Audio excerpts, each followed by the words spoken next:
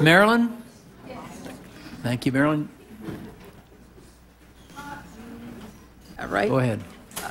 Hi, my name's Marilyn Wilcoxon, and this is my husband, Al Gladstone. We are residents of Toronto. We own a home. We pay close to $6,000 a year in property taxes, plus other fees for services. I do not work for a city-funded agency. I did take the day off work to speak as a taxpayer. I should have taken the night off sleep. I immigrated to Toronto 40 years ago as a young woman. Al has lived and worked in the city for 80 years. We have both contributed and benefited from the services that are being spoken about in the KPMG report. That includes the housing, that includes transportation, that includes parent-child drop-in centers, that includes the daycare centers, that it includes one that is very important to ours right now, which is the University Settlement. We are both volunteers for the Music and Arts School of University Settlement, which is another one of the traditional city-funded agencies. Al sits on the advisory committee, and I assist with fundraising activities, and I'm a great supporter of the young talent that comes from the music school. We have heard, I think you've already heard all night long, the issues around how the money that University Settlement House gets is able to be leveraged to bring in additional funds, how much money is then, how much more time is then leveraged in terms of volunteer hours, and how the total services of such agencies such as University Settlement, which acts as one of those hub agencies that contributes a lot to the needs of immigrant communities, to recreation, to family and children, to services to seniors, that any of those items that can be pulled, that are pulled out from under the organization, ends up creating problems for their own administration and becomes more costly for them in the end. I want to end regarding as far as the issues here that are facing council. As far as tax cuts go, I remember in 1995 being promised a 15% cut in provincial taxes. Great, I thought. I could take home an extra $75 a month. That $75 really only amounted to $750 per month for my take-home pay. But the number of homeless looking for change on my way to work tripled. The number of letters in my mailbox from worthy organizations looking for donations became tenfold. The city is still suffering from the misguided tax reforms and program about at your 3 minutes, sir. Thank you very much. I do have a question of you. Councillor Carroll has a question for you. Yeah. Thank you. Yes. Thank you both for your volunteer service at University Settlement. The recommendation is that we could take some of the programs that are delivered through CPIP in places like Settlement House back to the divisions that most relate to them and just deliver them that way. To round it, if we paid you $10 an hour for your volunteer work that you do there, how much would that cost us as a city? Well, I would say probably Al would be, between the two of us, probably $200 a month if you're just paying us $10 an hour. Yeah. Minimum wage. Minimum wage, yes. Yeah. So and it creates more havoc for the administration of such an organization that really it is amazing at the amount of value for dollar you get for how it's administered. Thank you so much. Thank you. Thank you very much. Councillor Vaughan. You talked about the increase in homelessness in the downtown core. I'm just curious as to how much of the expansion of the homelessness programs that University Settlement House is city funded and how much is funded through community effort. How much is? The Out of the Cold program and the homeless support program has actually moved from out of the cold to a almost full-blown shelter now, but how much of that's from the city and how much is volunteer? Well, I mean, you're looking at, city-run shelters are costing close to what? Last time I looked was around $98 a night, and places such as University Settlement and the churches that participate in this program run it for pennies a night. $100 for 50 people, not per person. If the city got rid of the below-market rent program that allows Settlement House to use its property below market rent, would that No, would that make it more expensive to provide the programs? of course. And would it make it here we eliminate the go. ability to? That would eliminate the possibility. of We're on the past the minute there, if I could. Okay. Thank you very much. Oh, here is my 10% property tax increase, and here is the $5 that I would pay for the car tax registration, which is what it would cost me per month. Well, And- keep it. Who do I give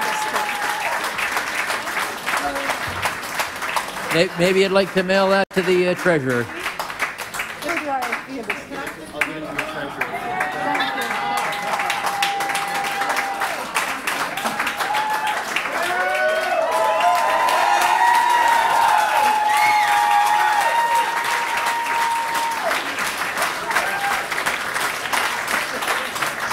Okay, the next speaker up is Samantha Evans. Is Samantha here?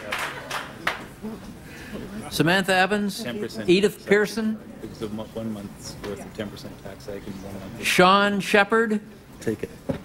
So, 1 year, Adam was reporting, and I did that. Is that you, Sean? Gave money to Shana.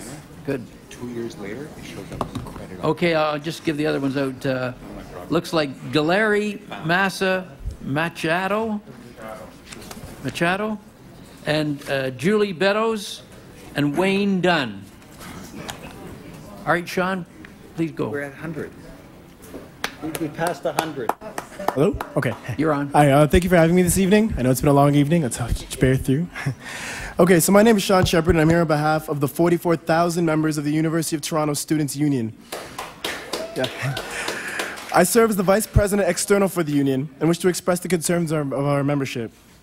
To begin, I'd like to remind the committee that our mayor was elected under the promise that, and I quote remarks made by Mr. Ford on October 8, 2010, "I assure you that services will not be cut, guaranteed," end quote.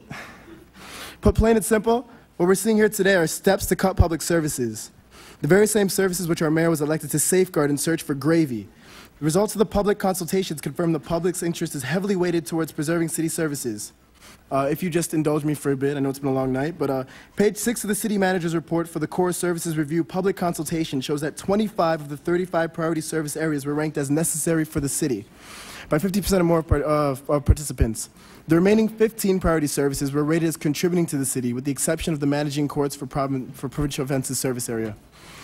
With such a strong public mandate to not cut services, the choice is clear. Don't touch our services. Thank you.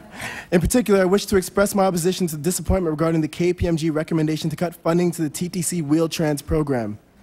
As you may be aware, students at the University of Toronto are sensitive to issues of access and inclusivity and are vehemently opposed to cuts which further disadvantage groups already faced with physical and social barriers.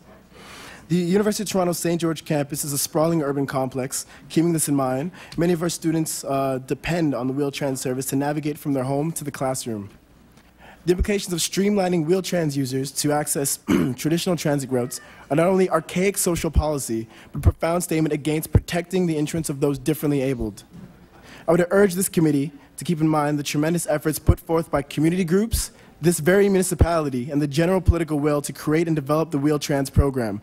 I know that the program greatly affects those close to myself. My grandmother has recently signed on as a user of the program in order to get around the city to attend meetings and see friends. She is grateful that there is a transit option that fits her needs. Using the traditional transit route is not an option for her. She has a motor disability. She's incapable of moving around of her own volition. I fear that cuts to the Wheel-Trans program will leave her bedridden, as many others who are dependent on this program. Thank you very much. Thank you very much. Sean, I don't have any questions for you, but thank you very much for attending. Galeri Massa Machado? Giuliani?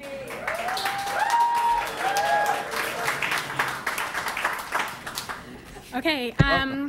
Hello, everybody. My name is Giuliani Massa. I recently moved to 336 Clinton, which is in Ward 19. My city councilor is Michael Layton. And I grew up and spent 20 of my 26 years living in Ward 33, Shelley Carroll's riding, where my parents still own a home and live with my 3 siblings. I thank you for this opportunity to speak. I'm here to express my concern and disappointment with the recommendations made by the KPMG report. As I mentioned, I grew up in the Forest Manor neighborhood. My mother came to Canada as a single mother with $100 in her pocket, with very little language skills and 2 little girls to take care of on her own. She then married my stepfather, who worked contract jobs as a construction worker and would often spend months on end jobless because of layoffs or injuries. We were poor, but we were fortunate to live in a city where my immigrant mother and often unemployed stepfather were provided the support that they needed to help their family come out of poverty. These proposed cuts and this so-called audit angers me, disappoints me, and most importantly makes me fearful of what this great city will look like in 4 years. You sit here with the security of a good job, with a home that you can afford that likely has a room for each of your kids, with no fear about how you're going to feed your families, talking about cutbacks as if it is only the city that is the entity that has to worry about budgets, and an audit that has said little to nothing about the human impact of privatization and service cuts. Call them what you want: service cuts, service reductions, amalgamations, privatization. Going through any of these recommendations have a severe impact on the day-to-day lives of the average Torontonian. Cutting community housing would leave families on the streets. Cuts to community programs would mean that organizations like the ones in Ward 33, like Harriet Tubman Community Organization, the Tamil Senior Centre of Ontario, the Iranian Women's Organization, the Alternative for Her in Somaliland, would no longer continue to provide support for the low-income marginalized communities that they serve. Cuts to the blue light transit would mean that those who work to fix our roads, clean our offices, work in our factories, and work in our hospitals will have no safe way to get home at night. And cuts or privatization to libraries will mean that my siblings and my future children will not benefit from the free, safe, cultural and educational experience that libraries provide. Mayor Ford, who's not here, you were elected.